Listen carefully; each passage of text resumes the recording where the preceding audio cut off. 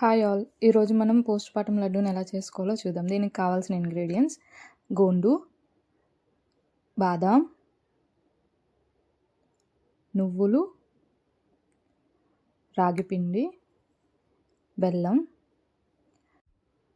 Sunflower seeds, గుమ్మడి గింజలు, పల్లీలు. ముందుగా నెయ్యి వేసుకొని గోండుని, ఆ తర్వాత మిగతా ఐటమ్స్ని కూడా నేతిలో వేయించాలి.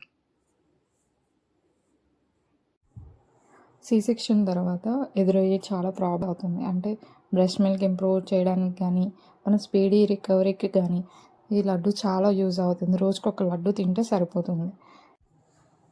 అన్ని ఐటమ్స్ ఫ్రై అయిపోయిన తర్వాత అన్నిటిని చక్కగా ఒక ప్లేట్లో తీసుకొని అన్నిటిని కూడా మిక్సర్ గ్రైండర్లో వేసి అన్నీ కూడా ఒక పొడిలా చేసుకోవాలన్నమాట. నేను రాగి పిండి కూడా నెయ్యిలో వేయించేస్తున్నాను. నెయ్యిలో వేయించి అవన్నీ పొడి చేసిన తర్వాత ఆ పొడిలోని ఈ రాగి పిండిని కూడా నెయ్యిలో వేయించిన రాగి పిండిని కూడా కలిపి బెల్లం పాకం పట్టాలి.